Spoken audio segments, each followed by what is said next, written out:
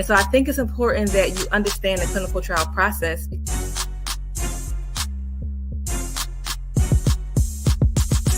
I'm not saying the pill is bad. I just want you to think about how to make health decisions for yourself.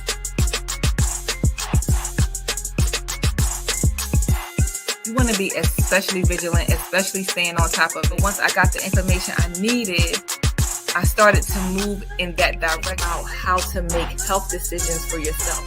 In your mind, what would you say to brothers that's not vaccinated or just people in general? I'm glad to hear you are protected, and thanks for being so honest here on Keeping It 100, because that's what we do. Well, hello. Welcome to Keeping It 100, where we have these real open and honest conversations to make sure you have the information you need to make better health decisions. I am your host, Dr. Kristin Motley, and of course, we have a really good show in store for you today. If you think of questions, put them in the chat.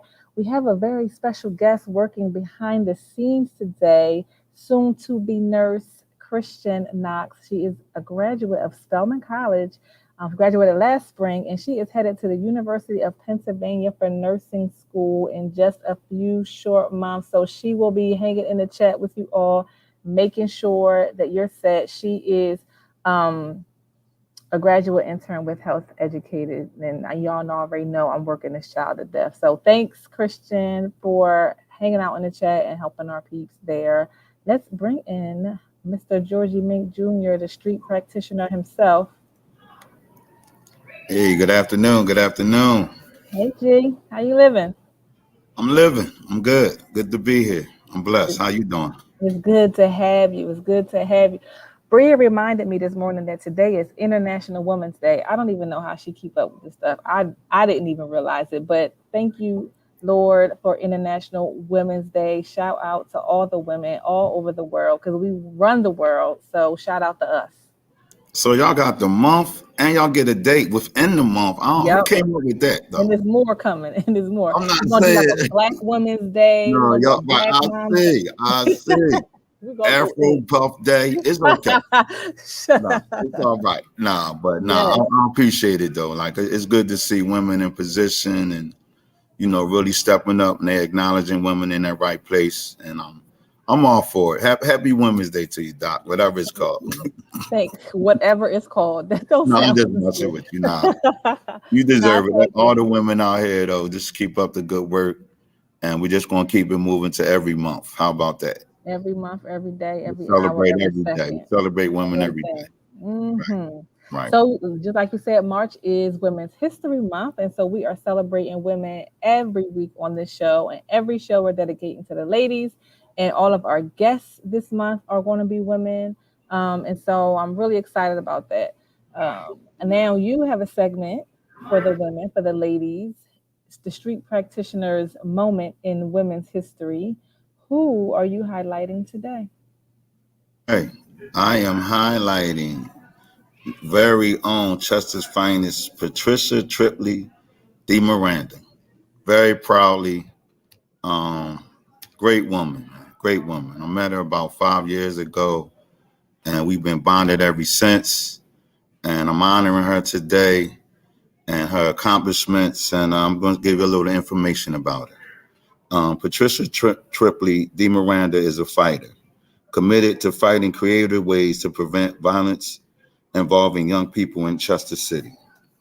Following the tragic loss of her son, Will, Pat embarked on a journey to travel her grief into positive community action. In 2007, she and Will's friends launched the William Tripley Youth Development Foundation to promote mentoring, advising, and now much celebrated youth soccer program. Oh yeah. Actually, my nephew was a part of that. The Tripley Foundation values inclusion, and its programs reach across diverse communities to benefit young people. Pat and her associates and local nonprofits partner with the Philadelphia Union, Major League, the Soccer League, to sponsor Chester City United, a soccer summer camp and after-school programs. In 2014, Pat earned her master's in organizational and strategic leadership from Newman University.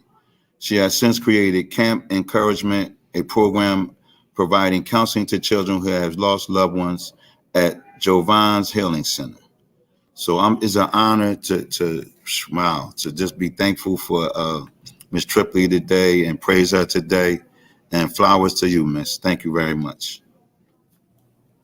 That was beautiful, G. And I think she is a great example of turning a tragic story and making it into a positive story and really showing resilience. Her son was shot and killed Mm-hmm. senselessly. He wasn't even a part of nothing, just with the wrong people at the wrong time. And I remember Will, he was just such a great kid. He loved soccer. So it makes sense that she started um, a program for youth to play soccer or to teach youth to play soccer. Just it's just a great example of resilient women that we have in our community. Man, that was a good pick. Yeah. Yeah. So Yeah. thank you for highlighting her today, G. The Yeah, I street appreciate it. practitioners in the building. Yeah. All right, so let's hop on over to this health news. Moderna doing the most. They are expected to charge about $130 per dose of their COVID vaccine. Congress was like, hold up, wait a minute. They jumped all over Moderna. And so feeling that pressure, they actually said that the price is the price. But for people that don't have insurance, they are going to offer it for free, which is great. Now, this is going to go into effect May. The only problem is, and we don't know how this is going to play out yet, but there's a lot of paperwork and red tape that can be involved when drug companies offer drugs and pharmaceuticals for free. So we'll see how that plays out. But I can't say this enough. Protect yourself against regular COVID, protect yourself against long COVID. Y'all need to do what y'all got to do right now today while these vaccines are free to be around and to not let COVID has run, so harshly in your bodies. If you have no protection, you have no defense. And that means you may get more sick. And so the best protection that you have is to get the vaccine and get your kids vaccinated. COVID isn't going anywhere. Please. True. Since we are still in the middle of COVID and cough and flu and virus season, I wanted to share something that I read recently. About a third of parents give their child a fever medication when they don't really need it. A lot of people give their kids like Tylenol and Motrin when their fever is below 100.4. So regular temperature is 98.6, but if they are between 98.6 and 100.4, people are still giving their child fever reducing medicine. And that's not appropriate unless they are a newborn or have some other condition. You don't need to give a child Tylenol or Motrin if their fever is not above 100.4. And really, I don't give it to my kids until they're like not feeling well, like they're not as active, they're sleeping, they're like in a lot of pain, like they're really uncomfortable, they're not talking. If they're at 100.2, but they're still the same, getting on my last nerve, then I don't give them Tylenol or Motrin. So look at your body, look at your children, and just pay attention to their symptoms. If they're really sick, they're above 100.4, then it may be appropriate. Always check your doses with your doctor and read the labels. Gee, do you use the kitchen spoon to give Riley her medicine? Like We use a syringe. as you're measuring. Very good, very good. Yes. So another thing that parents do, they just kind of pull out the kitchen drawer and pull the spoon out, and that'll be a teaspoon or it can be a tablespoon or whatever you want it to be. No, use the measuring devices that come with the medications, or use a syringe that is marked, appropriately labeled. That's Mm-hmm. important because the kitchen utensils are not measuring devices. They're not calibrated to be. So be careful when you're doing that.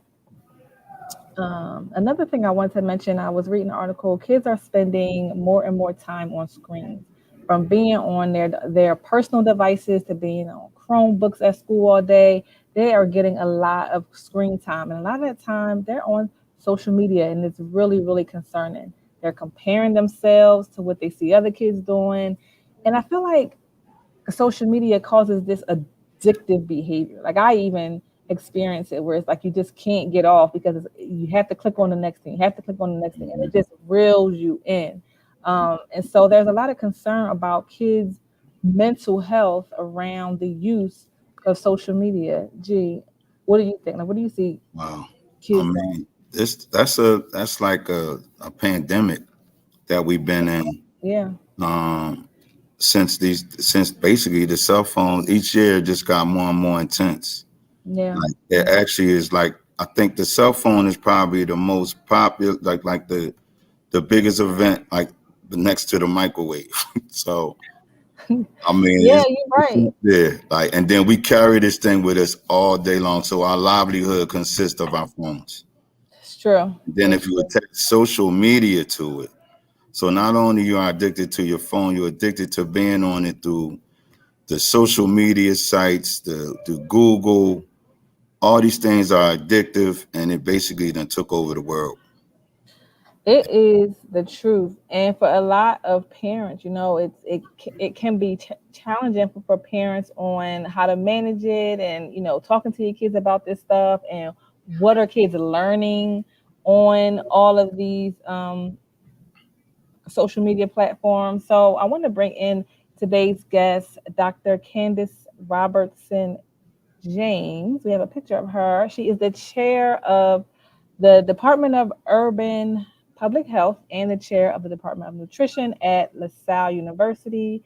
She is also the author of Reflections of Me, that's her holding her book, and the Ruach Lab, a God inspired space that encourages, empowers, and equips individuals and families to recreate and reimagine themselves as they pursue purpose. Mm. Welcome to the show, Dr. Robertson-James. Hey, welcome, welcome. Thank you. It's a pleasure to be here. Thank you. Also wanted to say, all this time I thought you were a therapist. I thought you were a therapist all this time. So Dr. Robertson James is married to my own therapist. And when I had first, when he had an event and he talked about his wife and how they went to school together, I just assumed that they had the same major. I was like, okay, they're getting their Michelle and Barack on. Okay, this is great. So when I was reading your bio, I was like, oh snap, she's not a therapist. That's like the group that you started, like it gives group therapy. So all this time I'm like, I thought you was a therapist. But thanks for being here because you have a lot to share, a lot of personal expertise to share to help us parent these young people who on these phones and living their best lives. So I wanted you to come on and talk to us about that today. Thank you so much. I always joke that I learned a little bit about therapy vicariously, it's rubbing off a little bit, but my background is in public health. Two obviously related and overlapping, but he's a therapist and I just play one on TV sometimes. That's great. That's great. So just kind of talking about that social media a bit, what role do you feel the internet, specifically with social media, is having on our kids? We think it's harmful. I mean, it can't be all harmful. I don't know. Like, what do you think? It's definitely a mixed bag. There are some, super positive benefits, of course. Just having so much information at their disposal, being able to connect with people around the world, understand the experiences, culture, understand what other countries, what other people are experiencing, connecting with people across the world and sharing in their lives can be amazing. Connecting with family, friends from all over can be a great and a positive source of connection for youth and adults alike, of course. A lot of the learning, as you know and has said, goes on social media and internet. And so we're constantly, even as educators, using social platforms and media platforms to integrate into the classroom to help people understand, lots of different behaviors or lots of different subjects, have application online. So there's there's definitely a lot of positive benefits that it's here to stay. As we said, it's not going anywhere. So there's a lot of positive benefits that we have access to things that are happening, from whatever it is, a media, a class, information that we might want. So there's lots of things that, a few decades ago we wouldn't have had access to. So that's wonderful. Of course, it's also a negative side to it as well. So it is both. And as we know, there's been a tremendous amount of research actually that has shown the connection between social media, particularly in adolescence, and particularly with adolescent girls, to be connected to lots of problematic behaviors, including depression, anxiety, for some even suicidal ideation, sleep problems, cyberbullying. The list can kind of go on. So while there are a lot of positive benefits, there certainly are also a lot of concerning things about it as well. Yeah, I think that's deep because I was reading that 1 in 3 girls below the age of 18 consider killing themselves, and I think this data was before the pandemic, so this is not even after all the stress that the pandemic has caused on young people, but before the pandemic, you know, girls have been feeling like this, and that is so unfortunate to me. That is so unfortunate. I think that just spending time on social media, it's really easy to compare yourself to what other people are doing, people that you know, people that you don't know. Kids just want to fit in a lot of times, and um, it it's just sad that a young person would feel like they would rather be dead. Um, One other thing that I want to mention, in my own personal experience, I have an 11-year-old daughter, and she called us about 2 weeks ago and said, "My friends are in the bathroom vaping. Please come get me." Mm. And I felt so proud. I said, "My parenting has paid off. Thank you, Lord." And I have to give a shout out to your husband, Dr. George James, because about 8 years ago, Bilal and I were meeting with him, and we were talking about different things, and he said, "How did y'all learn about sex?" And I was like, "Mostly my friends, because my parents didn't really talk to us about it." And he was like, "Do you want your kids to learn about sex through you or through the streets?" And I think Bray was like 3 or 4 at that time. And when he said that, that was like, you ain't said nothing but a word. So at that time, like, we started talking to her about her body and who should see it and who should touch it, and just kind of adding on from there, talking about drugs and peer pressure. And your friends are going to, tell you to try this and do this. And how do you respond? So years of drilling that into her mind, she knew how to respond when the time came for her to, Yes. to be faced with that. So I'm grateful to your husband for teaching us about that, because I wouldn't have known any better. But a lot of times kids, they do want to fit in, and they do just want to belong, because peer pressure is real. We all deal with it. What advice do you give to, teach parents to talk to their kids about peer pressure? Yeah, it's pervasive, and like you said, we all experience it. And the thing about social media is, I always say, it's everyone's highlight reel, right? The best of the best. So Yeah. we're all looking at all Yeah. the highlights, thinking, "Oh, I want to be like that person," but we don't understand all the things that happen before we view that highlight reel. So it's so much pressure. And so one of the things I think is just what you said, being able to talk to our children, understand what they're feeling, what they're seeing, what are they experiencing. We all, the problem with, one of the downsides of social media, we all get drawn into the trap of comparison, and that's typically never a good thing. We're Yeah. typically not comparing each other in a healthy way. Usually it's in a negative or a deficit manner, to be able to highlight what we don't have, what we're not doing, how many followers we don't have, how many likes we didn't get. And so that is the trap. And so I think with understanding belonging, that first is what you were talking about, as far as feeling safe within ourselves, feeling love within ourselves. And especially for our adolescents, having them have that strong base of home, having them have that strong actual, the in-person relationships is super important, because we have seen that people who have that sort of in-person, face-to-face connection, in addition to social media, but also have that balance with the in-person connection, can feel like they can be sort of safe within their own skin, be true to themselves, be true to their values and the belief systems that they have.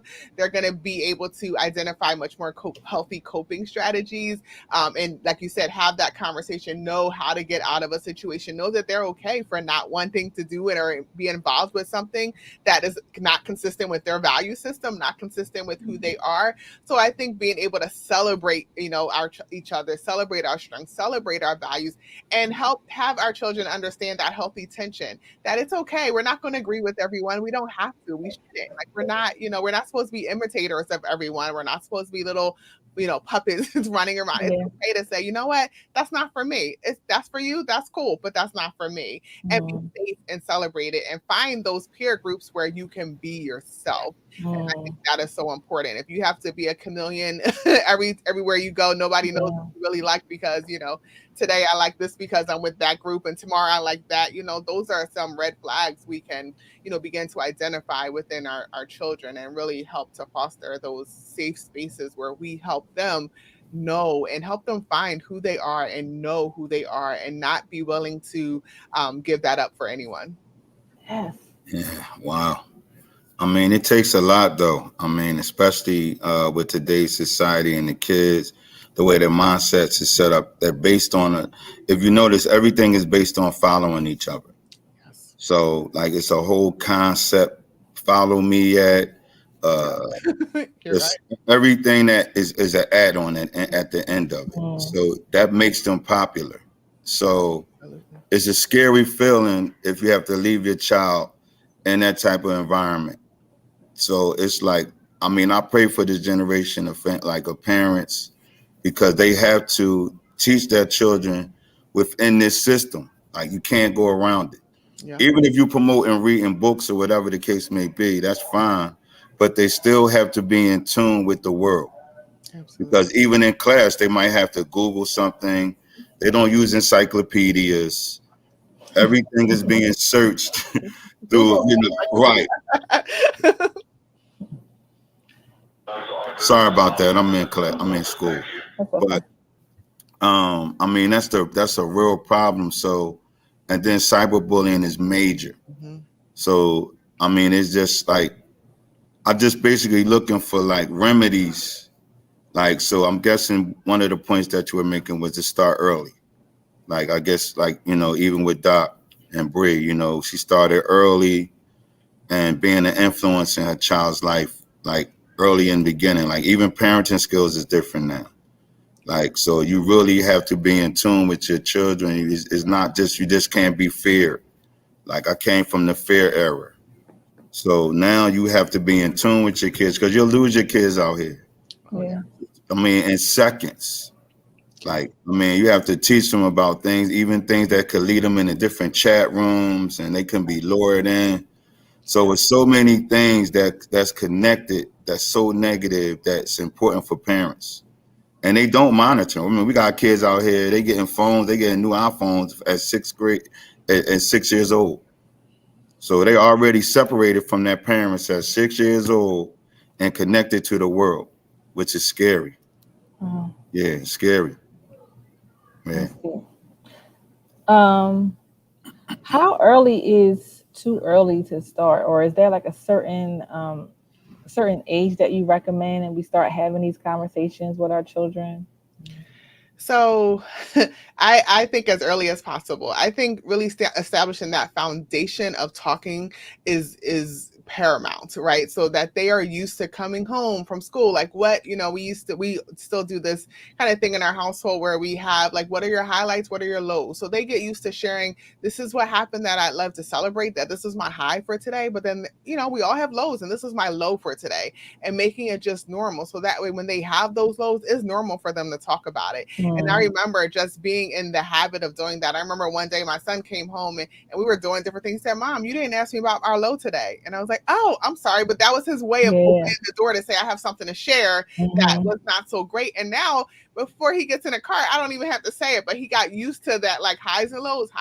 And, bringing us all in. So it's not like they are a unicorn and we're like, we just want to know what's wrong with them. But, forcing ourselves to be vulnerable to say, you know what, this was a low as well, so that they can hear us. They can hear, how do we handle our lows, that we have lows, and how do we handle them? And we have the opportunity to model that to them as well. So as early as possible, I think really, establishing those bonds, establishing our communication. And for parents, I think it's hard because as they age, they communicate differently. And of course, they begin to withdraw a little bit as they get closer to, those teen years. But I think, being vulnerable ourselves, not giving up, trying different ways. I think it evolves, but it doesn't need to change. So we need to continue that communication, but how we do it may evolve. Of course, a lot of the social media platforms do give an age of 13. And so even though, like you said, we have 5 and 6 and 7-year-olds with phones and on social media, we do have to remind ourselves that even the creators of these platforms say that individuals younger than 13 shouldn't be on them. And so we have— I never knew that. Okay. Yeah, and a lot of people don't realize that actually, because it's so pervasive and we're like, everyone has it. And we sometimes, as parents, we feel peer pressure, right? Like, I know my children don't have phones and, they're like, everyone in my class has a phone. Well, great. That's awesome for them. Right. You don't have a phone because I'm responsible for you. And I don't believe you should have one. But we talk about that. Like, how does that make you feel? Like, we still want to have a conversation. Like, I want you to understand why we have not given this. Is not because of any, deficit. It's just because of what we believe. You don't need one. But this is also understanding, like, this is the data. This is what happens. These are some of the things we want to make sure you're prepared to handle before you get that. So, but we want to understand. Let me make you feel awkward. So let's talk about that feeling of awkwardness when you don't have a phone and other people do. Or, do you ever get made fun of? Like, we want to know, we want to like engage you in these conversations. So you're not just secretly like, oh, I can't wait, these people are crazy or they're anxious. But no, like, this is understand why, and so, and be able to understand like our differences. And so they're able to say like, no, we don't do this, but we can do this. And some of your friends might not be doing that. So, helping them to have that balance is important. But I think as parents, it's important for us to know like these modalities were not created for young children. We all know as adults the struggles and the lures and the problems. And so, they need to be, emotionally mature enough to handle them. And then the numbers of hours people are spending on them is unhealthy, right? And so reading studies, 8 hours, 10 hours, that's a tremendous amount of time. And so, we need to really engage in understanding the ages and understanding also like knowing our children so we know when they're ready for these things. And so there's the global age recommendations, but then we know we should know our kids best. And some kids might be ready earlier than others. And so being able to use that wisdom of from our own child. Yeah. And then even with today's society, some kids have to have phones for communication. Absolutely. Like, we're not talking like back in the day, like where, we got working moms now. Yep. And they Lord, we got working moms. I'm tired. Whose idea was that? I could have stayed home and cooked. Goodness gracious. I gotta cook and I gotta work and clean and wash. Yeah, so they need the communication to make sure the kids got home safe. We do. And, one of the things I always say is, for social media, especially if your child is beyond, a certain age, make sure there's no social media platforms on their devices. And so, like you said, if they have to have a phone, that they don't have access to social media, or make sure that, again, you have those parental limits engage, because we all know, you type in one thing and you meant to say this, and then it takes you to this site and takes you to that site. And before you know it, even accidentally, kids can find their ways to really unhealthy places. And even searching, like watching videos on TikTok, I watch kids, they're just scrolling. And so we have to be aware. It might start off as something very, innocent and funny. And within 6 scrolls, now they're in something not so innocent and not so funny. And so we have to be vigilant. And with technology, we're also finding other ways. And so, one of the ways that we got around that, our children needing phones, there are actually smartwatches that are made for children, and you can call into them. You can set who can call. And so that's what our children have had. They have these smartwatches and they take them to school. We can call, they can text from them. We can text them. And so instead of having like a full phone, they've had, we can communicate with them in a way that we need to, from lots of different ways, from texting or calling them, but it's not a full, phone. So it's like that, we're still sort of revving them up for being able to be responsible, making sure they're not losing it, wasting money, all of that. But we can communicate with them, and they can communicate with us after school. And so that is really important. And I know some families are engaged in those types of devices as well. But I think we have to make sure our kids don't have the phones with them in the bedroom all night long scrolling, and all of those kinds of things that we're not paying attention to sometimes, or we're not aware of, or we don't have those parental locks on, so it can get out of hand quickly. 2 quick things. One, I want to give a shout out to Mr. Tyrone Ricks. I see he was in the chat. Hey, 10 of Life, thanks for tuning in. What's going on? And then I also want to talk a little bit about these kids, particularly TikTok. So I know TikTok is getting a lot of smoke recently from the government and from other entities. But one thing that I've learned is that in China, TikTok goes off at 10 o'clock. Nobody in China is on TikTok after 10 p.m. From 10 p.m. to 6 a.m., it shuts down. Wow. The content that is delivered in the US on TikTok is different from what's getting delivered in China. The content in the US, from what I understand, is more destructive. It's not a lot of, in China, it's not as bad as it is over here. So we have to be mindful of what entities are pouring into us, because they're controlling what we see, how we see it, when we see it, and it's not always for our good. I don't want no beef with China, but I'm just saying. I'm not sure that they have our best interest in mind with the content that is made available to Americans through their platform. It's not the same as what their citizens are getting in China. Plus, they're not on it all night because they shut it down at 10 p.m. So you have to think about all of this, put all of that into context when you are considering, is this something that I want myself engaged in or my children engaged in? So I just wanted to throw that out there because I thought that was very interesting, especially that time limit. That's a big deal.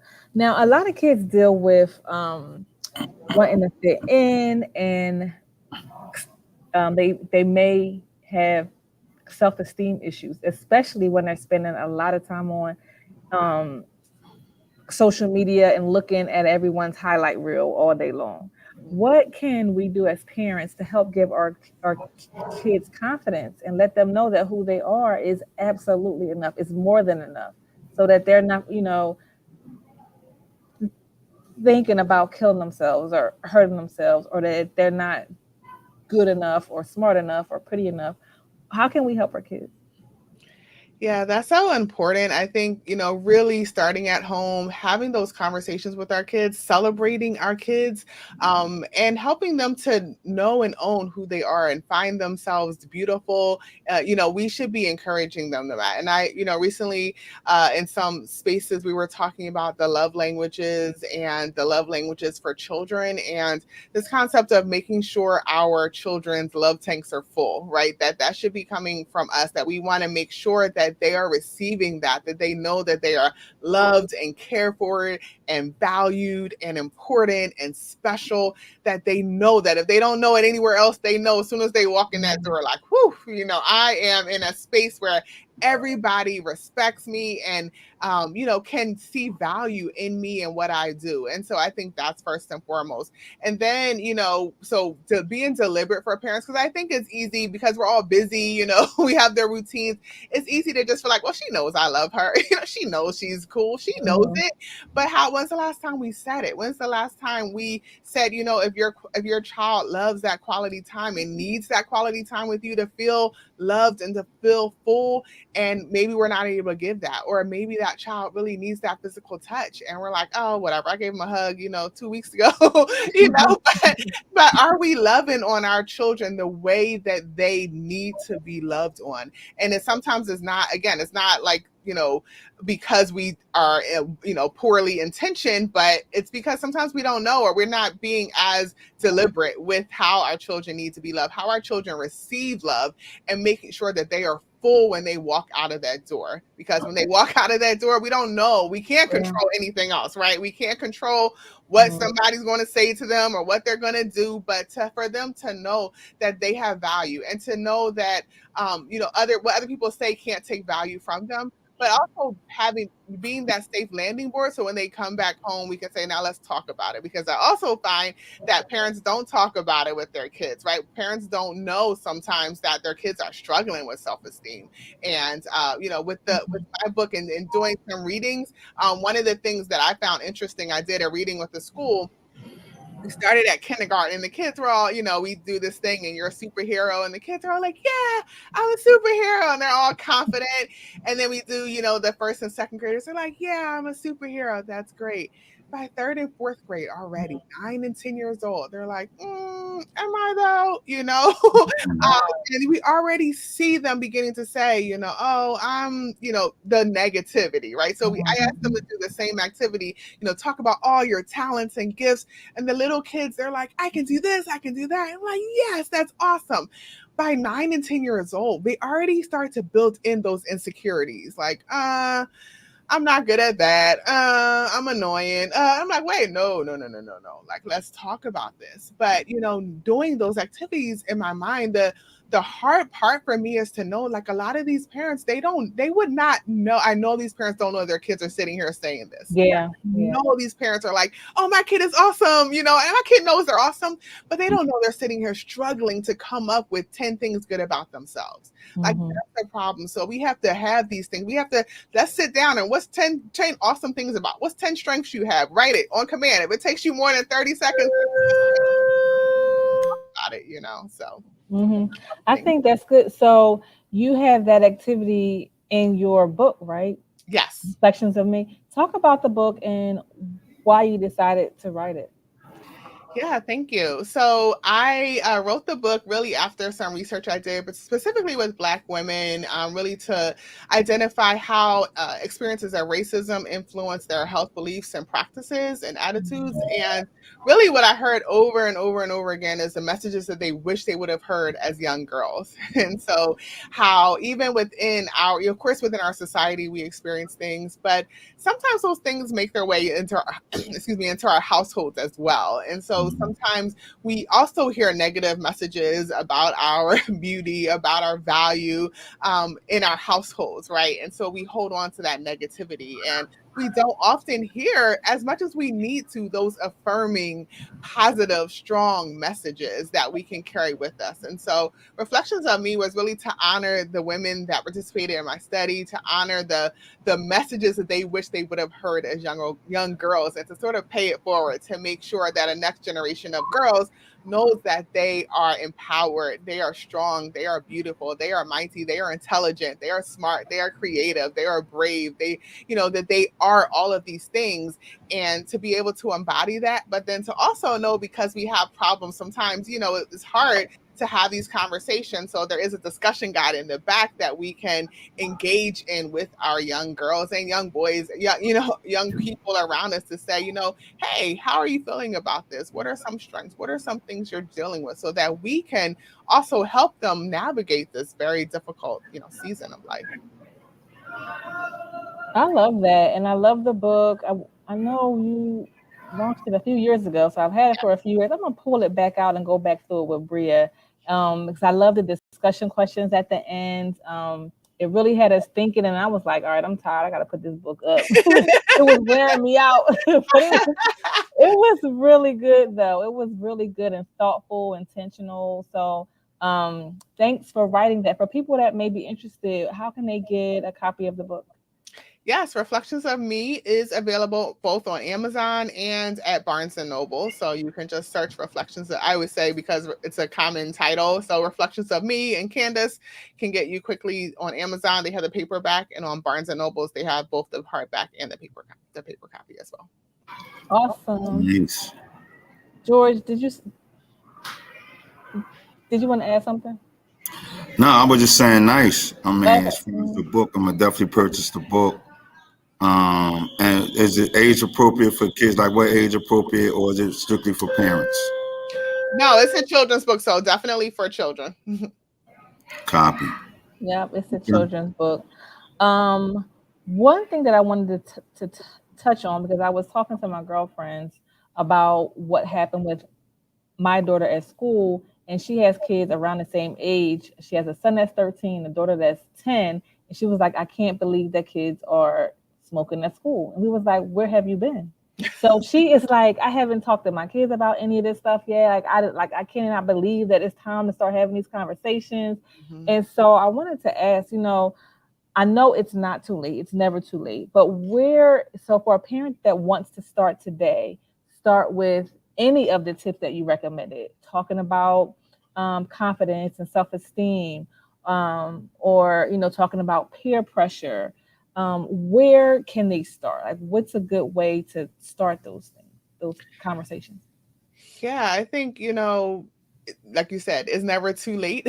So tonight at dinner, you can start, or tonight when you see them, you can start. I always say, depending on the age of your child, make it fun if you can. And so, routines. And so if you are, every night at dinner, or every night at bedtime, or every morning at this time, that helps your child to get used to it and prepared for it and be able to be comfortable with it. Also to make it fun. So we've had things where we've had put all these questions in a bag, and then the child has to pull a question, right? So they kind of have ownership over, okay, this is the question I'm answering now. Pushing them a little bit when it's uncomfortable with us, acknowledging our own anxiety, because sometimes it's more uncomfortable for us sometimes than it is for them. And sometimes they can actually sense our discomfort. So sometimes their withdrawal is like, okay, you seem like you having some issues right now. You don't seem comfortable right now. Get yourself together. Yes, because they know us as much as we know them. They know us. They know when we're comfortable. They know when we're nervous or anxious. And so checking our own anxiety is important as well. And then also, especially depending on the ages of your children, giving them options for expression, knowing that we're all not verbal communicators as maybe our primary strongest method of communication. And so, maybe they need to draw you a picture of what they're going through, or what they're feeling, or what this means to them. Or maybe they can write a poem that, really describes, what they're going through, or sing a song, or some other avenue, because sometimes we can get frustrated because we're like, oh, they won't talk to me. I'm trying to talk to them. They won't talk to me. They're saying nothing, but, sometimes they need other avenues. Sometimes they need that patience. They need to come back. And so, preparing them. So it's not like all of a sudden, I want to talk to you about this. And they're like, I know, but giving maybe they can write, maybe, giving them some questions and they can reflect on them and write. So I think sharing that it doesn't have to be all or nothing, that they can communicate in various different forms, and giving them opportunities to do so. So you can even see how, what's their strongest methods of communication, role modeling, helping them. This is why it's important, all of those things, so that they know why you're doing these things, that it's important for us and our families. Role modeling is so important, because sometimes as parents, we just like to be expert in their children, and we just, do it because I said so. Why? Because I said so. Exactly. That's how most of us grew up, but it's not helpful, right? Right. And so role modeling, right? And sometimes those role models are so helpful to be able to say, remember, when I just was going through this is what I was feeling, or what have you, so that they can draw on those things and they can give the opportunity to support us, and then they can receive our support. And so, making it something that we're all growing in together. But, there are decks, there are card decks, if you really want to, there are some, child card decks that ask just a bunch of questions. So you pick one a day, okay, this is the question we're going to ask today. Just anything to really start that communication. I love that. I love everything that you share with us today. Thank you so much for coming on and providing all these tools to help our parents strengthen their communication skills. Parents that are better prepared will better prepare their children for life and everything that life is going to throw at them. So I had called today's show Survival of the Fittest, because we are trying to get strong. We are trying to get fit. We are trying to do what we can to build amazing children to come after us, and then children to come after them. And so it takes work. It takes work, and it takes preparation. So thank you for coming on and sharing all of your excellent advice. Everybody go get Dr. Candace Robertson-James' book, Reflections of Me, Barnes & Noble, and on Amazon. Thanks for coming. Thank you for having me. Thank you very much. Very informative. Yes, it was good. All right, so our next COVID clinic is in Marcus Hook on Saturday, March 18th. We'll be there from 1 to 3. So come on out to the firehouse while these vaccines are free. Now, I said the price is going up. How it go? Today's price ain't yesterday's price, like whatever they say. That's what Moderna going to say to y'all. So y'all better get them now while they free. Because COVID is not going anywhere. Make sure y'all turn into Keeping It 100 next Wednesday, right here at 12:15 on cmpradio.net. Everybody have a good day. Have a good one, Doc. Thanks for coming on. Thank you. All right. I'm glad to hear you are protected, and thanks for being so honest here on Keeping It 100.